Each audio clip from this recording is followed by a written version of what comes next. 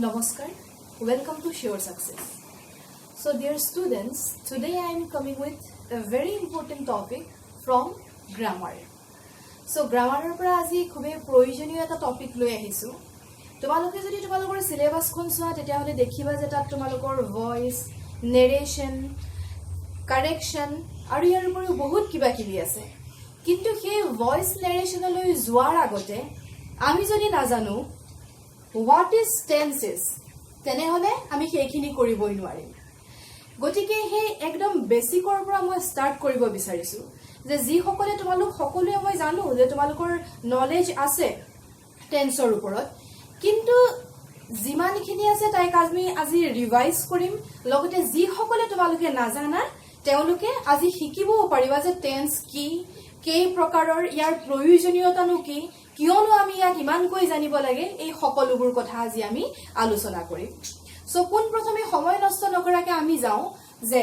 Tense হয় কি। আমি যদি কওঁ আমাৰ অসমীয়াত তোমালোকে সবে আছামিজ গ্ৰামাৰত পঢ়িছা কাল মিন্স সময়, গতিকে টেন্স মানে কি আমি ক'বলৈ যদি যাওঁ so it is the expression of time of N action. Tense মানে হৈছে expression of time of N action. যিকোনো এটা কামৰ সময়ক যেতিয়া ই বুজায় তাকেই কি বুলি কোৱা হয়, টেন্স বুলি কোৱা হয়।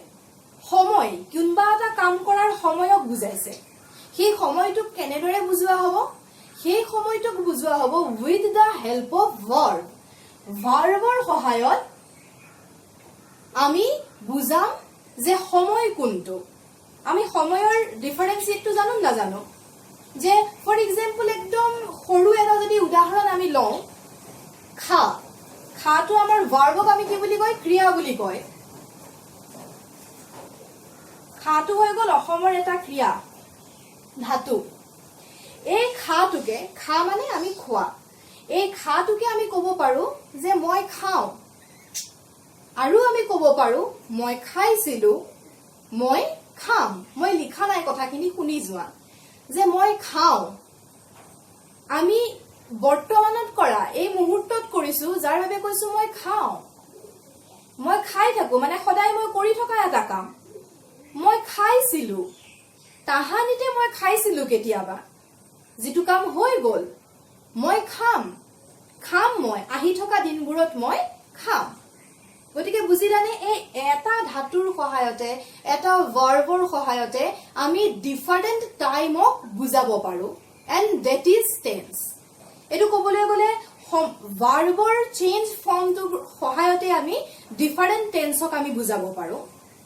গতিকে টেন্স কি বুলি ক'লে আমি ক'ব লাগিব যে it is the expression of time of N action.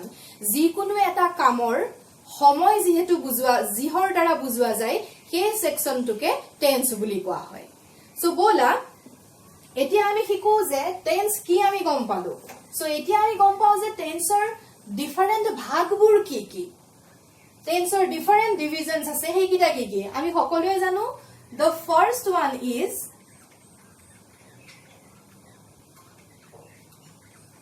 present tense, past and future. Present, past and future. So present tense ot kunkhini kotha ami kom. Present tense or bitorat heikhini ahe jot ami বৰ্তমান চলি থকা প্ৰতিটো কথাক আমি present টেন্সৰ ভিতৰত ক'ব পাৰো। বৰ্তমান চলি থকা প্ৰতিটো কথা, আমি যে পঢ়ি আছো, আমি গৈ আছো, আমি খাওঁ, আমি শুওঁ, পঢ়ো, এই গোটেইবোৰ বৰ্তমান কালত হোৱা প্ৰতিটো ঘটনাক আমি প্ৰেজেন্ট টেন্সৰ ভিতৰত ক'ব পাৰো। পাষ্ট টেন্স যিটো কাম হৈ গ'ল অতীততে, তাহানিতে হৈ গ'ল, সেই ঘটনাবোৰক আমি পাষ্ট টেন্সৰ মাজেৰে দেখুৱাব পাৰো। এণ্ড দ্য ফিউচাৰ যিটো কাম হ'ব, আহি থকা দিনবোৰত হ'ব, সেইটোৱে হৈ গ'ল ফিউচাৰ টেন্স। গতিকে প্ৰেজেন্ট বৰ্তমান কাল, পাষ্ট অতীত কাল, এণ্ড ফিউচাৰ ভৱিষ্যৎ কাল। বুজি পালো ডিফাৰেণ্ট টাইপছ কেইটা আমি তিনটা যোনকেইটা টাইপস সেইকেইটা বুজি পালো এতিয়া কথা হৈ গ'ল যে ইমান সহজ নহয় যে তিনটা ভাগ দি দিলে আৰু টেন্স শেষ সহজ হোৱা হলে কথাই নাছিলে ট্ৰিক্সবোৰ যে থাকে সেইবোৰে অকমান ডিফিকাল্ট কৰি দিয়ে বস্তুবোৰ এই তিনটা ভাগ পঢ়িলো হৈ গ'ল তেনেকুৱা হোৱা হলে খুবেই ভাল আছিল এতিয়া আকৌ আহি গ'ল কি প্ৰতিটো ভাগৰে আকৌ চাৰিটা সাব ডিভিজন আছে এইটো যোনটো ভাগ প্ৰেজেন্টৰ আকৌ চাৰিটা ভাগ পাষ্টৰ চাৰিটা ভাগ আকৌ ফিউচাৰৰ চাৰিটা ভাগ সো ইন টোটাল আমি 12 পাৰ্টস পঢ়িব লাগিব 12টা আৰু ভাগ আছে সেই 12টা ভাগ যদি আমি ভালকৈ আয়ত্তলৈ আনিব পাৰো তেনেহলেহে আমাৰ টেন্স শিকাটো হ'ব গতিকে বলা এতিয়া আমি আৰম্ভ কৰো সেই ভাগকিটা সেই যোনকিটা 4 ডিভিজনস লেটস স্টাৰ্ট দ্যাট এতিয়া প্ৰতিটো ভাগৰে সেই যোনটা চাৰিটা যিকিটা ভাগৰ কথা কৈছিলো সেই ভাগকিটা হৈ গল তোমাৰ simple continuous perfect and perfect continuous প্ৰত্যেকৰে এই চাৰিটা ভাগ একেই শুনিবলৈ নামটো একেই কাম অলপ বেলেগ বেলেগ সেইখিনি আমি জানিম গতিকে এই যে মই ভাগকিটা লিখিছো এই গোটেই ভাগকিটাৰ আগত তোমালোকে ইয়াৰ এটা এটা লগাই দিয়া ভাগকিটা হৈ গল মানে মই কৈছো যে present simple past simple future ঠিক তেনেকৈ present continuous past continuous future continuous present perfect past perfect এনেকে প্ৰতিটোৰ আগতে এই মূল ভাগকিটা তোমালোকে লগাই দিয়া এই গোটেই চাৰিটা যোনকিটা সাব ডিভিজন এইকিটা কমপ্লিট হৈ যাব গতিকে এতিয়া কথা হৈ গল আমিতো অকল ভাগকিটা জানিলেই নহব এই ভাগকিটাৰ ব্যৱহাৰ কি যে প্ৰেজেন্ট সিম্পল বুলিতো আমি গম পালো যাক ইনডেফিনিট বুলিও কোৱা হয় এই প্ৰেজেন্ট ইনডেফিনিটটো বা পাষ্ট ইনডেফিনিটটো আমি ক'ত ইউজ কৰিম ইয়াৰ গঠনটো কেনেকুৱা ধৰণৰ কথা বতৰাবোৰ সিম্পল প্ৰেজেন্টৰ ভিতৰত আহিব এই গোটেইবোৰ কথা আমি জানিব লাগিব এতিয়া তোমালোকক কওঁ যে তোমালোকে যদি ভাবিছা যে আজি প্ৰেজেন্টটো শিকাম কাইলৈ পাষ্ট দেন ফিউচাৰ মই তেনেকৈ নিশিকাও মই তোমালোকক প্ৰথমে শিকাম সিম্পলৰ কথা ইনডেফিনিটৰ কথা যে simple present simple past simple future after completing that we are going to move towards continuous present continuous past continuous future continuous গতিকে আজি এতিয়া মই তোমালোকৰ লগত আলোচনা কৰিব বিচাৰিছো simple present simple past and simple future কিয় কাৰণটো হৈ গল যে প্ৰতিটোৰে এটা কোৰিলেচন আছে আৰু যেতিয়াই পঢ়াশুনাৰ ক্ষেত্ৰত তোমালোকে কোৰিলেচনটো বিল্ড কৰি লব পাৰিলা বুজি লব পাৰিলা তেতিয়া গম পাবা জীৱনত কেতিয়াও নাপাহৰা সেইখিনি কথা গতিকে এই যে সিম্পল প্ৰেজেন্টৰ লগত সিম্পল পাষ্টৰ এটা সম্পৰ্ক আছে সিম্পল ফিউচাৰৰ এটা ৰিলেচন আছে সেই ৰিলেচনটোক আমি মেইনটেইন কৰি আজি শিকিম যে simple present past and future এইখিনি কেনেকুৱা হয় আজি আমি সিম্পল এইখিনি শিকিলো তাৰ পিছত আমি কন্টিনিউয়াস পাৰফেক্ট সেইখিনি লৈ যাম গতিকে এতিয়া আমি আহিছো যে সিম্পল প্ৰেজেন্ট এই সিম্পল প্ৰেজেন্টৰ ভিতৰত কেনেকুৱা কথা বতৰাবোৰ আহে আমি আলোচনা কৰো প্ৰথমে আমি চাও যে আমাৰ যোনবোৰ কাম আমি প্ৰেজেন্টত কৰি আছো এই মুহূৰ্তত কৰি আছো সেইবোৰ ক্ষেত্ৰত আমাৰ ব্যৱহাৰ কৰা হয় সিম্পল প্ৰেজেন্ট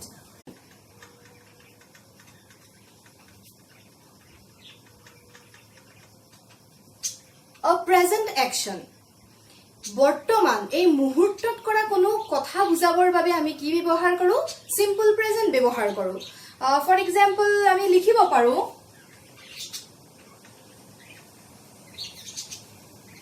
it rains মানে এটা বৰষুণ দি আছে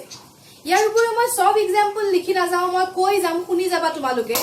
যে এই মুহূৰ্তত বৰষুণ দি আছে বৰ্তমান হৈ আছে কামটো গতিকে তাত আমি ব্যৱহাৰ কৰিছো simple present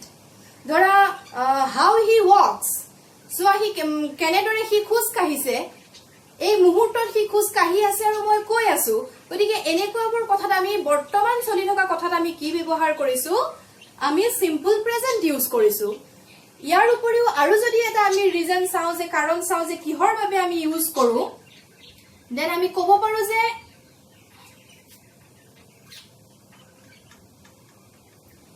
habitual action habitual action শুনিয়ে নিশ্চয় গম পাইছা যে আমাৰ যোনবোৰ কাম আমাৰ অভ্যাস যিবোৰ আমি সদায় কৰি থাকো সেই কামবোৰৰ ক্ষেত্ৰত আমি ইউজ কৰো সিম্পল প্ৰেজেন্ট ফৰ এক্সাম্পল আমি ক'ব পাৰো আমি সদায় পঢ়া শুনা কৰো আমি সদায় ভাত খাওঁ বা ধৰা এটা সেন্টেন্স আমি লিখিব পাৰো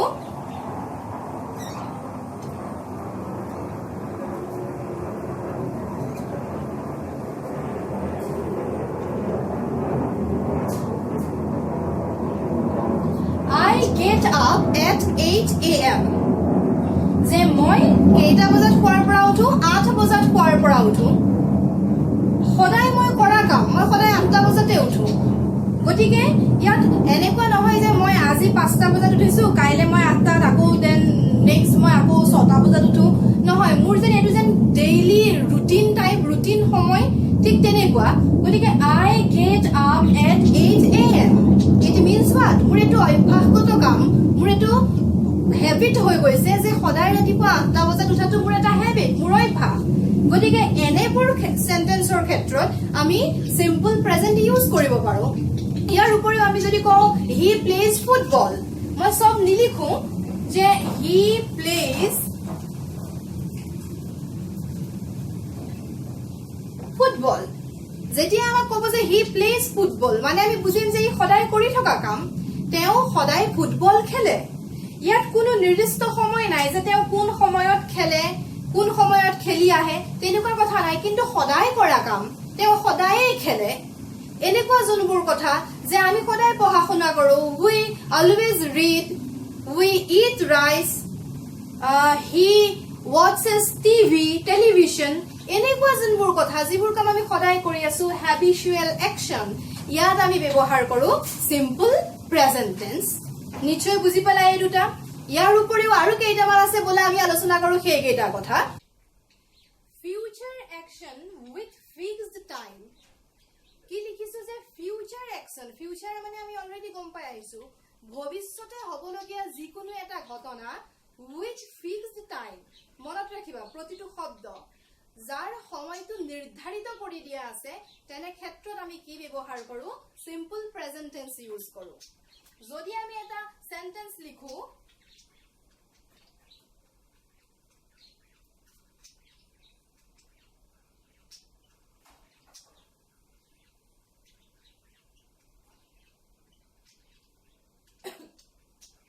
The match starts at 9 o'clock. So, sentence to pohibile ami gom paisu je match khon start hua nai. The match starts at 9 o'clock. Ketia start hobo? Start hua nai. Future action. Future at hobo start. Fixed time 9 o'clock. Homoy di dise amak je thik 9 bajar loge loge match khon khel khon arambho hobo. গতিকে যিবোৰ ঘটনাৰ ক্ষেত্ৰত ভৱিষ্যতলৈ হ'ব with fix time সময় নিৰ্ধাৰিত কৰি দিছে তেনে ক্ষেত্ৰত we can use simple present tense ইয়াৰ উপৰিও আমি ক'ব পাৰো যে দ্য ট্ৰেইন লিভছ এট কেইটা বজাত যাব 5টা বজাত যাব এতিয়ালৈকে ট্ৰেইনখন যোৱা নাই এৰিব ট্ৰেইনখন কেতিয়া এৰিব 5 বজাত এৰিব হ'ব ভৱিষ্যতলৈ 5 বজাত হ'ব ঘটনাটো কিন্তু ফিক্স টাইম আমাক দি দিছে সো এইবোৰ ক্ষেত্ৰত আমি we can use simple present tense বুজি পালো যে future action with fixed time ইয়াৰ পিছত যদি আৰু এটা আমি কন্ডিশন চাও যে এইবোৰ হৈ গ'ল একটা কন্ডিশন তোমালোকে মনত ৰাখিবা যে এইবোৰ হলে simple present হয় যাক আমি present indefinite বুলিও ক'ব পাৰো সো আৰু এটা যদি আমি চাও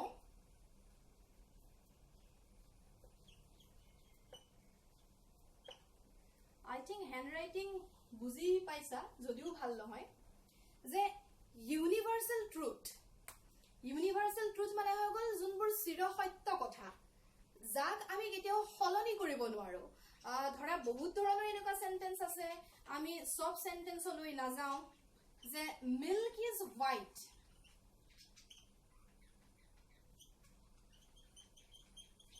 আৰ্থ moves round the sun. Milk is white, gakhir boga. Earth moves round the sun. Can we change all these things? No. Ami ketio gakhir kola kori dibo parim neki? কেতিয়াও নোৱাৰো এইবোৰ হ'ল ইউনিভাৰ্সেল ট্ৰুথ যে পৃথিৱীখন সূৰ্যৰ চাৰিওফালে ঘূৰি আছে আমি এনেকুৱা কৰিব নোৱাৰো যে সূৰ্যটোক আনি আমি পৃথিৱীৰ চাৰিওফালে ঘূৰাই আছো যিবোৰ চিৰন্তন সত্য যাক আমি কেতিয়াও সলনি কৰিব নোৱাৰো এইবোৰ কথাৰ ক্ষেত্ৰতো আমি ইউজ কৰিব লাগিব সিম্পল প্ৰেজেন্ট টেন্স বুজি পালো এতিয়ালৈকে আমি চাৰিটা আমি ডিসকাস কৰিলো যে ইউনিভাৰ্সেল ট্ৰুথ হৈ গল দেন ইয়াৰ আগত কৰিলো যে future action with fixed time habitual action আৰু যিকোনো ঘটনা প্ৰেজেন্ট টাইমত যদি হৈছে এইবোৰৰ ক্ষেত্ৰত আমি ইউজ কৰিব লাগে simple present tense then moving towards another condition বেলেগ এটা কন্ডিশনলৈ আমি যদি যাও আমি ক'ব পাৰো যে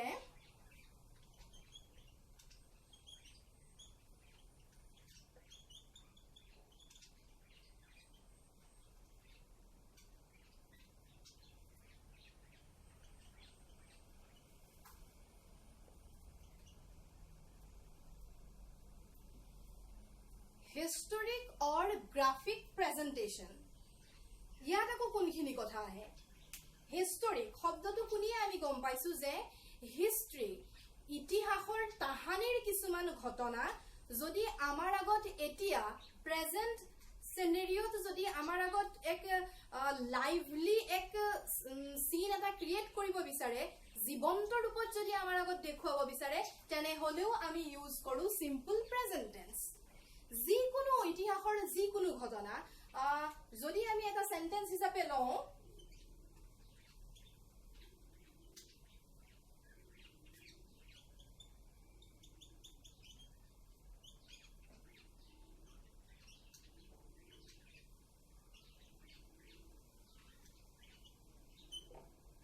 যে আলেকজেণ্ডাৰ নাও rushes upon his enemy হে কোন কাহানী বাতে আলেকজেণ্ডাৰে তেওঁৰ শত্ৰুক মাৰিছিল আলেকজেণ্ডাৰ পুৰুৰ কথা আমি জানো নহয় জানো হে আলেকজেণ্ডাৰে কাহানীৰ বাতে কৰা ইতিহাসৰ এটা ঘটনা আমি যদি এই মুহূৰ্তত আমাৰ চকুৰ আগত কোনোবাই যদি জীৱন্তভাৱে দেখাব বিচাৰে আলেকজেণ্ডাৰ নাও rushes upon his enemy বুলি কোৱাৰ লগে লগে আমাৰ এনেকুৱা অনুভৱ হৈ যায় যেন আলেকজেণ্ডাৰ এই মুহূৰ্তত খেদা মাৰি গৈছে তেওঁৰ শত্ৰুখিনিৰ ফালে যেন চোচা লৈ গৈছে ঠিক তেনেকুৱা এটা অনুভৱ হৈছে যেন আমাৰ আগত জীৱন্তভাৱে সেই তাহানিৰ ইতিহাসৰ ছবিখন আহি গৈছে গতিকে এনেবোৰ ঘটনাৰ ক্ষেত্ৰতো আমি কি ব্যৱহাৰ কৰো সিম্পল প্ৰেজেন্ট টেন্স ইউজ কৰো গতিকে সোৱা এতিয়ালৈকে আমি গম পালো যে সিম্পল প্ৰেজেন্ট আমি কোট কোট ইউজ কৰো ইয়াৰ উপৰি আৰু বিভিন্ন ধৰণৰ কথা আছে কাৰবাৰ কোটেশন দিয়াৰ ক্ষেত্ৰত বা খেল হৈ আছে কমেন্ট্ৰি যেতিয়া দিয়ে তেতিয়া এই সকলোবোৰ কথা এই সিম্পল প্ৰেজেন্টত ইউজ কৰে বাট ইমানখিনি কথা তোমালোকে এতিয়া নাজানিলেও হ'ব যোনখিনি আমি ৰিজন দিলু কন্ডিশন দিলু সেইখিনি তোমালোকে ধুনিয়াকৈ মনত ৰাখা এইখিনিয়ে আমাৰ সিম্পল প্ৰেজেন্ট হৈ যাব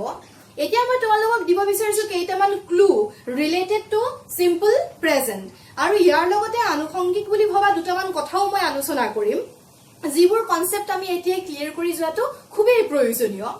যে ক্লু কেইটা হৈ গল যে সিম্পল প্ৰেজেন্টৰ ক্ষেত্ৰত তোমালোকে মনত ৰাখিবা সদায় যে আমি ইউজ কৰিব পৰা শব্দবোৰ হৈ গল always every day always every day now usually so এইবোৰ হৈ গল there are lots আৰু আছে মই কেইটামান মাত্ৰ ক্লু দিছো তোমালোকে বুজিবৰ সুবিধাৰ্থে যে এইবোৰ always every day কৈছিল নহয় habitual action যিবোৰ কাম আমি সদায়ে কৰো অভ্যাস always কৰি আছো every day কৰি আছো গতিকে এইবোৰ ক্ষেত্ৰত আমি কি ব্যৱহাৰ কৰো এই শব্দবোৰ ব্যৱহাৰৰ জৰিয়তে তোমালোকে গম পাব পাৰা যে yes these sentence are under simple present category এইটো category আহিব বা we can use these clues these words while writing simple present tenses বুজি পালো আমি এতিয়া মই এটা কথা আলোচনা কৰিব বিচাৰিছো যে আমি যদি তোমালোকে এখন বহি লৈ যদি লিখি যোৱা আৰু খুবেই সুবিধাজনক হ'ব তোমালোকৰ বাবে শৰ্ট কে লিখি যাব পাৰা আমি যেতিয়া এক্সাম্পলবোৰ দিছিলো তোমালোকে নাজানো লক্ষ্য কৰিছান নাই যে আমি সেন্টেন্স মই দুটা সেন্টেন্স এতিয়া ইয়াত লিখিম তোমালোকে মন কৰিবাচোন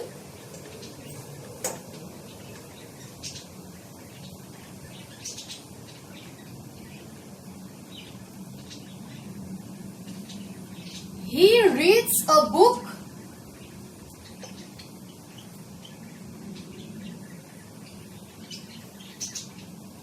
I read a book. Is there any differences? Yes, of course. ইয়াত আমি লিখিছো যে he reads a book আৰু ইয়াত আমি লিখিছো I read a book.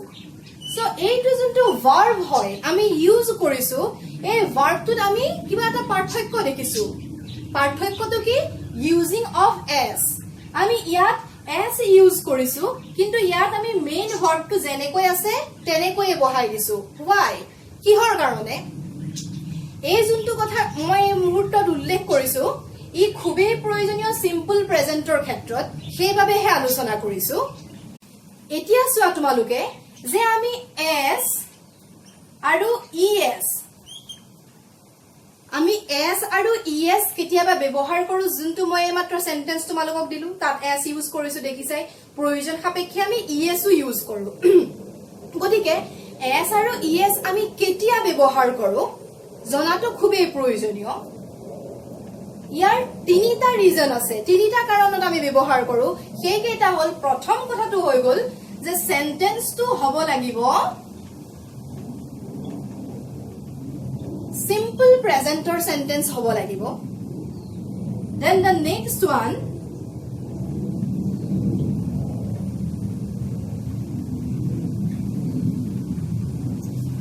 third person hobo lagibo and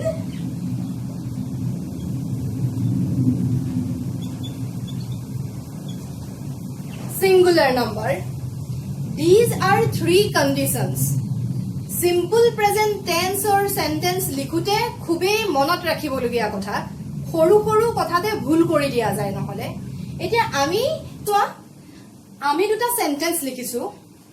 যে he eats rice আৰু the second one they plays cricket কিহৰ কাৰণে লিখিছো s আৰু es ৰ ব্যৱহাৰ বুজাবৰ বাবে লিখিছো এতিয়া চোৱা আমি s আৰু es কেতিয়া ব্যৱহাৰ কৰিব লাগে আমি অলৰেডি কন্ডিশন কিটা লিখি ৰাখিছো the first one is simple present আমি এটা চাওচোন এই সেন্টেন্সটো সিম্পল প্ৰেজেন্টত লিখিছো নে নাই he eats rice they plays football of course ইয়াত কোনো খেলিমেলি নাই আমাৰ শুদ্ধ হৈছে প্ৰথম আমি যোনটো কন্ডিশন আমি ফুলফিল কৰিছো সিম্পল প্ৰেজেন্টত লিখিছো then the next one আমি কৈছো third person তোমালোক সকলোৱে নিশ্চয় জানাই third person কি হয় I and we eto hoy gol first person you is the second person aru baki jiman ase hebur hoy gol third person gotike yat koise ami third person hobo lagibo s aru yes logaboloi hole gotike he yes he ami tar kotha patisu gotike of course he hoy gol third person they hoy gol third person it means ami second condition to fulfill korilu then the next one singular number কৈছে যে s আৰু es ভাৰ্বত use কৰিবলৈ হলে যোনটো subject হয় হেতু singular নাম্বাৰত হ'ব লাগিব চেক কৰো আমি he eats rice he তাৰ কথা কৈছো এজন মানুহৰ কথাই কৈছো it means yes এটো সিঙ্গুলাৰ নাম্বাৰ হয় যাৰ বাবে আমি ভাৰ্বৰ লগত s ইউজ কৰিলো নেক্সট সেন্টেন্স টো যদি আমি চাও they plays cricket they of course third person hoy there is no doubt but is it singular they mane it is more than one mane one plus hoy gol ejonot koi beshi hoy gol mane eto singular na hoy so in these cases ami ki koribo paru je verbor logot s ami use koribo nuaru jodi subject to third person hoy kintu singular na hoy then we can't use s or es so etut moi bhul kori dilu verber logot s use kori hobo ki lagisil je they play cricket tetia he shuddho hobo I think s aru es or condition tu tumaloke buji pala কিহৰ বাবে শিকাইছো এই মুহূৰ্তত কাৰণ simple প্ৰেজেন্টৰ লগত খুবেই জড়িত এই কথাটো যদি আজি শিকি নোযোৱা কাইলৈ পৰলৈ সবতে তোমালোকে হিউ প্লে কৰি দিবা আইউ প্লেজ কৰি দিবা মানে এই ডিফাৰেন্সটো তোমালোকে বুজি পাব লাগিব আৰু এইখিনি হৈ গল ডিফাৰেন্স আই থিংক তোমালোকে বুজি পালা আকৌ মই ৰিপিট কৰি বোৰ নকৰো তোমালোকক এতিয়া আমি নেক্সট মুভ কৰো সিম্পল পাষ্টলৈ